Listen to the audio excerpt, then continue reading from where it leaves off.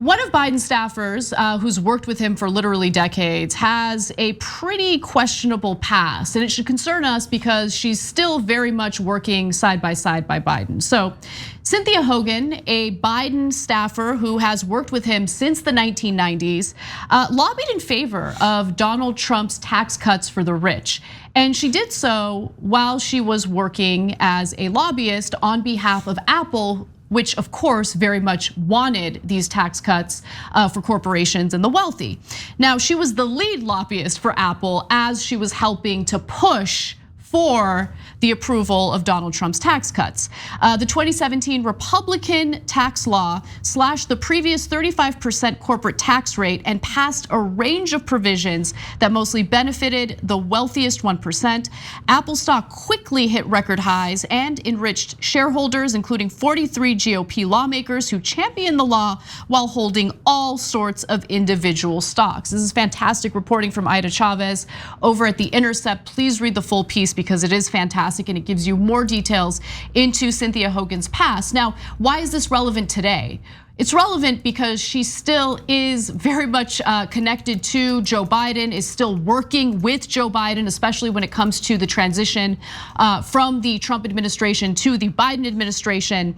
And lobbying disclosures also show that Hogan was lobbying on behalf of Apple for several different things that would benefit the company tax-wise. So corporate tax reform was listed in the lobbying disclosures.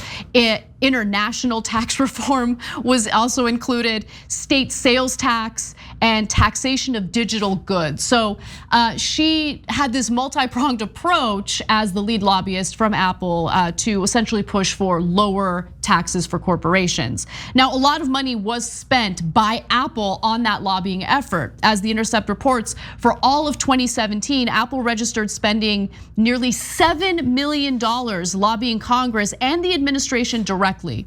In 2018, still under Hogan's guidance, the company continued lobbying on corporate tax reform as the law's regulations were being implemented, increasing their spending in the first quarter of that year to $2.14 million.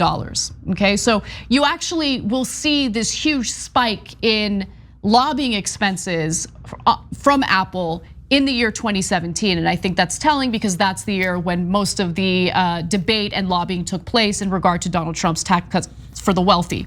Now, Hogan actually ended up leaving Apple earlier this year in order to join President-elect Joe Biden's campaign, and she also helped select his running mate, Kamala Harris. So again, I'm giving you these details because she is still very much intertwined in Joe Biden circles, and this goes beyond lobbying in favor of Trump's tax cuts for the wealthy. There are also some issues when it comes to how she's handled the lobbying that she did on behalf of the NFL. But before we get to that, John, I'd love to hear your thoughts. Wouldn't you love to just follow her for a day in her job and find out what the hell it is that a person like this actually does? In either of those cases, honestly, for Apple or for Joe Biden. Yeah. Like they went looking for someone to do whatever general staff stuff she does and to choose who the VP candidate is gonna be. Well, why not get the person that wanted to lower taxes for Apple? Like to wealthy, powerful people, that is exactly how they think and that is how virtually every job is filled. But to a normal person looking at this, it makes absolutely no sense. What does this person do? What is their actual expertise? What is their skill set? I have no idea. And what's the argument for her being involved with Joe Biden, a guy who constantly talks about the fact that we need to get rid of those tax cuts that she worked to make sure that we have? Well, is it that he's being disingenuous and so he's surrounding himself with people who are perfectly fine with those tax cuts? In fact, they have made tons of money ensuring that those taxes happen? Or is it that he's surrounding himself with people who have no actual core and they just do whatever the corporation or person they're working for tells them to? If it's Apple and they want their taxes cut, they go with that, whole hog. Now with Biden, whatever, I'll do the exact opposite of that. I don't like either of those explanations. Right, I don't either, and I would probably agree more with the first explanation that you pointed to. This is why we have such a huge problem with this revolving door of politics, right? Because on one hand, when she was working with Biden in Congress as one of his staffers, she actually helped him write the Violence Against Women Act, which is fantastic. The Violence Against Women Act helped to provide resources to women who wanted to leave their husbands and prosecute them for domestic violence. Important legislation. She then left Congress to work as a lobbyist on behalf of the NFL at a time when the NFL needed help avoiding regulations in regard to all of the domestic violence cases that were popping up, right? So we talked about those stories in great detail. There were videos of NFL players abusing their partners, and there was a lot of negative press toward the NFL as a result of that. And so what Hogan did at that time as a lobbyist for the NFL was prevent any type of congressional oversight or regulation into the NFL in regard to these domestic violence issues. So this is what that's her legacy could have been great, right? Helping to write this important piece of legislation, but then again, because of the profit motive, she leaves government to go work for the NFL. And it wasn't just the domestic violence issues. She also helped the NFL keep its tax exempt status. It's amazing. Yeah. But there's more, it gets worse. So in 1994, as we all know, Joe Biden succeeded in passing the crime bill that has led to a disproportionate number of Black men and people of color getting arrested, convicted of minor offenses, and then imprisoned for a ridiculous amount of time. When that bill passed in 1994, Joe Biden made a point to thank one of his staffers who helped him write that bill. Let's watch.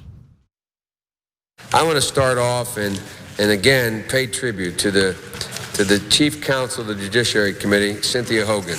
She's smart, she's tough, and I think I can say without any equivocation, there's not a Democratic or Republican senator on this floor that does not respect her, and when they ask her something and she tells them, they absolutely take it to the bank. Absolutely just take it to the bank. And the most incredible and important currency in this body, in this Senate, is one's word. And you have no idea, Mr. President, how easy my job is. When all I have, right now, I'll bet you there are 25 senators who can tell me Cynthia's office phone number without having to look it up because they're so accustomed to calling her and asking her her opinion or asking her for information, Republican as well as Democrat. Well, that's just great. Fantastic. Well, that's the skill set. Yeah. You have a bunch of senators on both sides that talk to you on the phone a lot. And you can use that to write a bill, and then you can use that to make a bunch of money. And Apple can use that to make a bunch more money. Spending like, what was it, $7 million on lobbying? I just randomly looked. Their profit that year was almost $100 billion. They didn't even notice the $7 million. It was stuck in like the folds of a chair or something, but it potentially was important in getting these tax cuts that are gonna save them tons of money. And if that cuts down the federal treasury to an extent that we can't afford to do things for working Americans, well, that's fine, they made money along the way. Lobbyists like her made money along the way. And it should be noted that Biden is even worse than Obama was when it comes to allowing lobbyists to work within government. Apparently, Obama had a little bit of some standards, some regulations that he implemented, but it didn't matter. I mean, obviously, lobbyists played a huge role within his administration as well. In this case, Biden is even more loose when it comes to allowing for lobbyists to work within his administration. So all of this is super relevant, and maybe some of you guys think, man, he just won election, he won the election, you're already being so tough on him. And the answer to that is, yeah, damn right. We heard for months and months and months that nope, don't criticize Biden, not allowed, you can't do it. I mean, we're dealing with Trump, he's a threat. Well, Trump is no longer really a threat. I mean, he's a joke and he's embarrassing himself on a daily basis, but Biden got elected and now it's time to play.